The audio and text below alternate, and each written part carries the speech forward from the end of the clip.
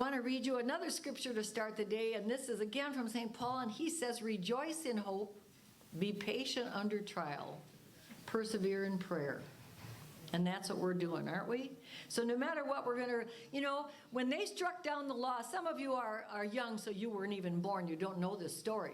But I remember watching on the news when the Supreme Court struck down the law and all of a sudden erupted pro-lifers who ran in front of the Supreme Court building, and they were holding homemade protest signs. And a certain man named Walter, you probably know his last name, looked into the media. He was a national newscaster, very highly regarded.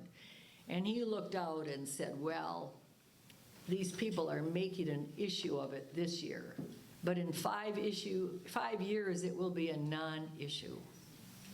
Too bad, Walter, wrong again. You pro-lifers have made it an issue in every single presidential, every single minor race, you name it. We're there asking questions. Do you support abortion or do you support human life at all stages, born and unborn, right? And thank heavens we have, because we had a big success thanks to Donald Trump and his appointees to the Supreme Court. I have to give him credit where credit is due. Well, I have to say, you know my story about all my kids. One year I got a call from an orphanage, and they said, Sister Mary Pilar from the Philippines is coming to, Pilar recognizes the name, thank you Pilar, is coming from the Philippines to bring 2 more children to be adopted, and we're wondering if you could be her host, if you could have her come and stay at your house and go pick her up at the airport. And I thought, God, maybe they're just spying on me to see if I'm taking care of my kids. I only had about 8 kids at the time, so I went to the airport to pick up Sister Mary Pilar, a little Filipino nun. You know, Filipinos are just small. They're just like, of course, so is a stick of dynamite, but she's just a little small nun. So she comes over. She doesn't know I'm a pro-life zealot, and I didn't know that the Philippines really didn't, they were trying to push abortion, of course. Planned Parenthood and the UN Population Council were pushing abortion back then, many years ago in her country. So my kids were all in the backyard. When I went to pick her up at the airport, I whistled. My kids were all in the backyard shooting, basketball. And I said, come and meet Sister Mary Pilar, and the kids come there. And Charlie takes a look at her and he says, is that all the bigger you're going to get? So she comes for dinner, and then she finds out through the course of the evening that my part-time, hobby or venture is pro-life, and that I'm speaking in all the schools, the high schools, or wherever I can for the local group I was with at the time. And so she, like most nuns, she said, oh, I'll take anything you can give me back to the Philippines, because we have no resources. We don't have fetal models. We don't have handouts. We don't have anything that tells the truth about Planned Parenthood. So the kids will tell you, we sent her home with 2 shopping bags full of pro-life material. And we've been giving to her ever since for her pro-life group. The last thing she told me was another thing that made me stay in this movement. She said, we pray for America every day. We pray for your country.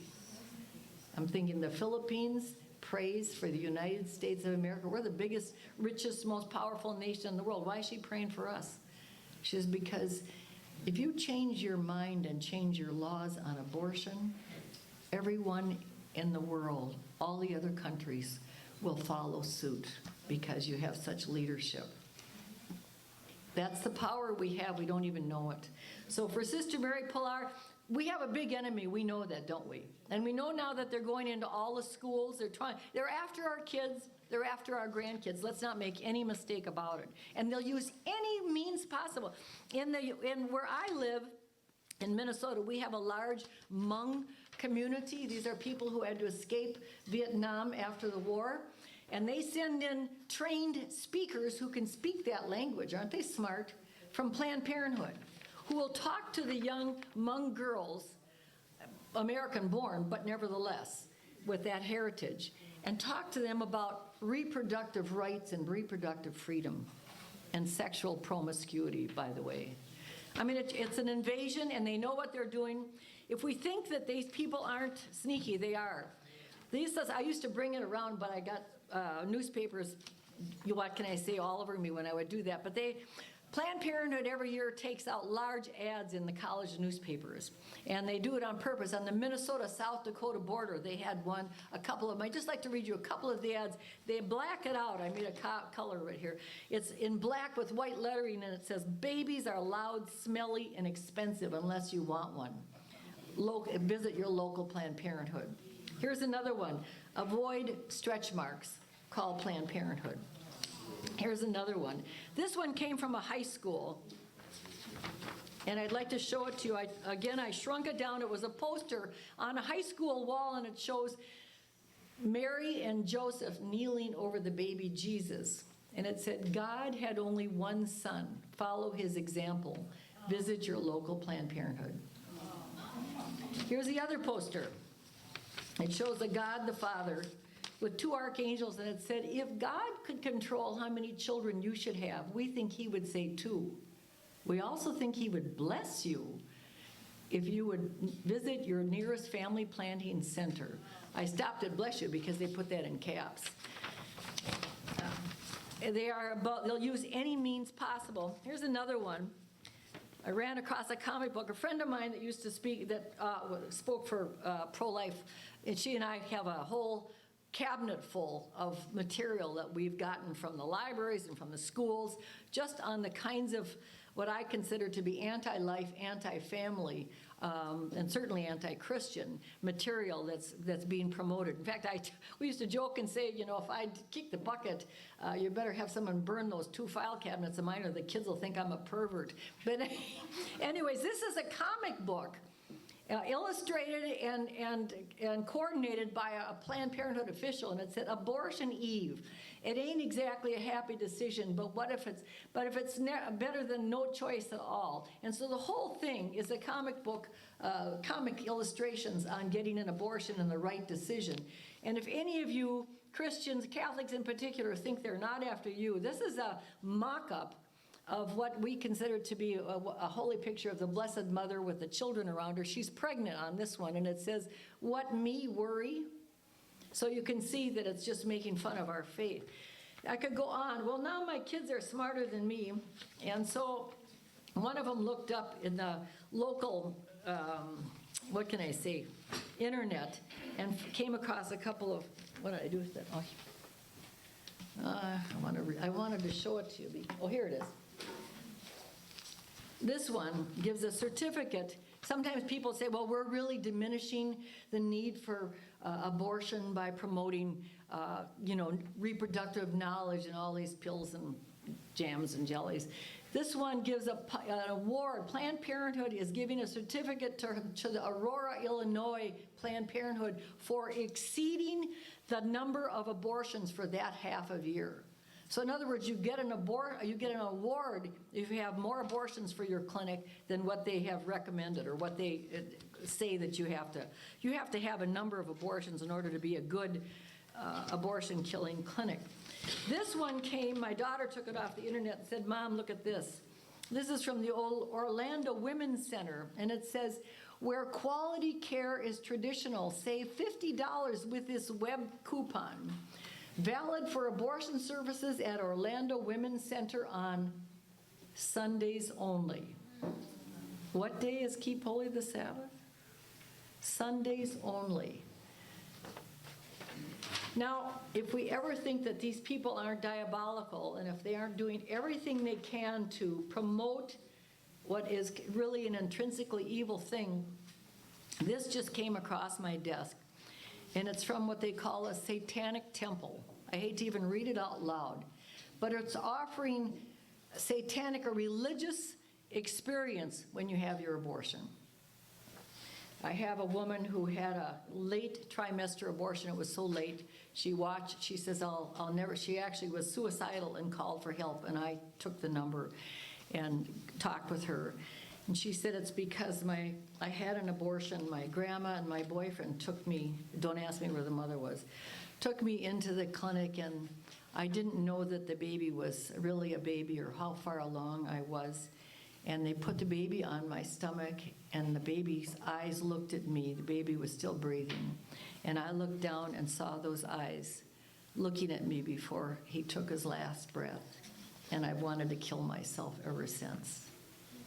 She says, I walked out of the hospital holding a photograph of the baby, and my milk came in 3 days later. And that's why I've wanted to kill myself ever since. But they said they'd pray over me if that would make me feel better. So you see, people, they will use any means possible. When we talk about war and what we have to do, you're right, Mary Eileen. We have to use all of means that we have at our disposal to pray, because it really is a very evil. We can't diminish it and say people don't know. No, they know exactly what they're doing. But we do too. And so we have to fight with all our might. Well, let me just give you a few abortion statistics. Most abortions occur between the ages of 19 and 26. Don't think they're all 14-year-olds. No, that's very rare. Very rare we get a call from someone that says they're 14 or 15. There are more, and a third are married. A third are married.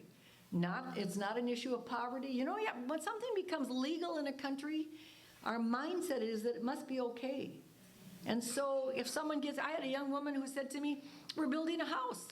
I have one child. I told my husband that's all I wanted to have. I'm having an abortion now. I don't want more than one child. It's a mindset that goes on.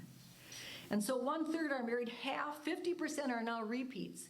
We have 450 to 500 calls a month to our hotline at Prolife across America.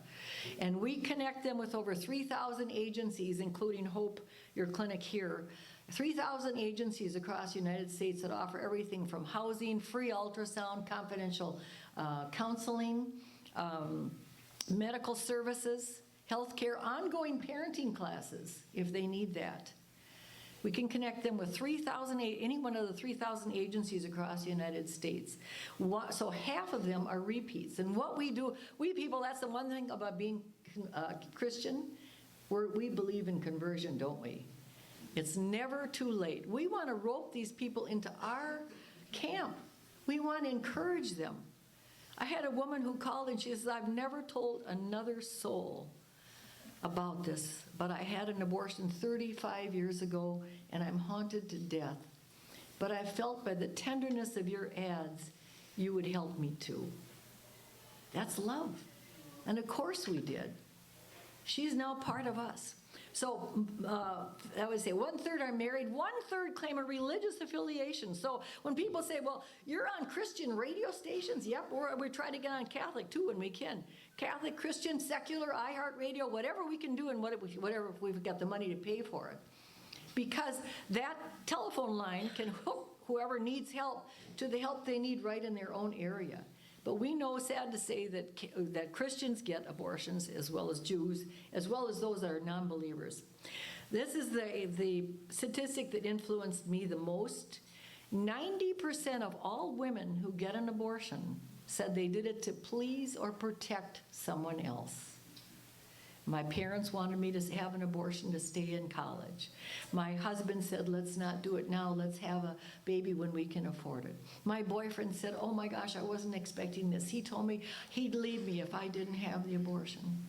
90% said they did it to please someone else. And that's why when you see our billboards, let me see if I got some pictures here to flash for you. Real Men Love Baby. We've saved more babies on this little in fact, we love this slogan so much we're going to do it again. We had a black father was his baby. We had an Asian father. We had a white baby. Oh, we claim them all. Real Men Love Babies. Heartbeat 18 days. We had a young man call and he said, I'm in college. My girlfriend's pregnant. She says she's going to get an abortion. He says, I didn't think I had a right to even say anything. And then I saw that ad about real men. And I'm thinking, is there something I can do? So we want to help men be encouraged to be men. Men are natural providers and protectors. They don't want to push a woman. Most of them do not. They're not rats. They're good men who want to provide and protect, but they feel helpless. They don't know what to do because the feminist movement and the law has beat it over their head that they can't interfere. Here's another one. Protect the babies. Heartbeat 18 days. The father and his baby. So what we try to do is get to those people. That's why our ads will speak to anyone. They say, who's your audience? Our audience is everyone. anyone who can think that might influence that girl, whether it's a college roommate or a boyfriend or a brother, or we had an uncle who called and he said, my niece knows I've got money and she wants me to pay for her abortion, but I saw your billboard and I thought, have you got some help? Can you help her? The uncle saved the baby's life because he was a caring man. So I have to say, I've worked with many women who've had abortions. I have never met, I've even debated them on TV. There's another dressing up and going to my own crucifixion. But I've never met a woman who wanted an abortion. Most will tell you every excuse in the book. I had to, he said he'd leave me. My parents, they'd kick me out. Whatever it was, fear, pressure, you know, they're absolutely in panic. Now, some of you, we've even had that panic experience when you're married and you're pregnant. In fact, the first TV debate I ever did, we had the head of us, he was an OBGYN specialist at the University of Minnesota and a pro-life doctor, and he was on with me on the television show. There was 3 of us and 3 from Planned Parenthood in St. Paul. And so I wanted to show all these ghoulish pictures that, I said, oh, doctor, let's show this. And he says, you know, Mary Ann, they know we're gonna do that kind of stuff. He said, let's show them the scale of a happily married woman who wants to be pregnant and just finds out she's pregnant for the first time against the woman who is single mom by herself, certainly didn't plan on having a baby. And if you look at the hormonal imbalance was exactly identical. The married woman, some of you who are married and had that, those first 3 months know how precarious they are. You thought you wanted to have the baby and you go, oh my gosh, what am I doing? Am I crazy? Now I gotta start all over with these diapers, or this is gonna change my whole life. How many here have thought of that? Went through that with as a mother. You can, don't be afraid to shake your head. I did many times and I went through it 7 times. It's your hormones that do that. In fact, then after the first 3 months, he said that's why it's so outrageously mean to abort a woman the first 3 months, because her hormones have taken over and she's really not, she's, you know, thinking of herself and hasn't thought about that little one inside. After that becomes this peace. That's why we have rare suicides of pregnant women, rare, because now they've got this little one inside to cherish and they become very, very nurturing and protective. But the first 3 months are very precarious for that woman. No woman wants an abortion. I had a young girl call our office and she said, I just need your help. She says, it was the most difficult decision I ever did in my life. My boyfriend told me to get the abortion. My parents told me to stay in school, get the abortion. My roommate said, get the abortion, get it over with. It's just a last minute. It's gonna be one day out of your life and you'll forget it. She says, no one told me I'd never go to bed the rest of my life without regretting and thinking about the baby that I aborted. It's ruined my life. Compare that with the note I got at Christmas from a young woman. I'd been her labor room coach. She had no one. And of course, the boyfriend left, sad to say. And she wrote and said, the most difficult decision I ever made, the hardest thing I ever had to do was place my baby for adoption. But as I look back, I realized I did something wonderful for another human being. It's a great consolation to me. She made a plan for a baby that can be alive today, just like some of my mothers of my children, and like my own mother did for me. Well, the good news is that the Supreme Court, thanks to our newest court justices, struck down the law that we had on the book for almost 50 years. Some of you weren't even born when it was on. They struck down the law then that gave us abortion on demand. So since that time, the good news is that law is struck down, and now we can go state by state. That's right, it's worth clapping about. 16 states. 16 states have near or partial bans on abortion. I like to read them to you. Alabama, Arkansas, Idaho, Kentucky, Louisiana, Mississippi, Missouri, Oklahoma, South Dakota, Tennessee, Texas, and Virginia. Is that the good news? Here's the bad news. And sadly, we have to, even in our organization, our donations have dropped off quite a bit since the Supreme Court decision. And we actually had some of our good donors call and said, well, I mean, we don't really need those billboards all over now, do we? Or, I mean, do we need your spending money on radio ads and internet ads and all that stuff? We need it now more than ever. And I'd just like to share with you, I have now found out that the pro-abortion people are going state by state, and they're going to pick off every state of those 16 states who have partial or full bans on abortion. And in states like Minnesota, which they were successful to do because we have a Democratic legislature and a Democratic governor, Minnesota can now have the claim to fame that we have one of the most liberal laws in the United States. We're actually surpassed California, if that's even possible.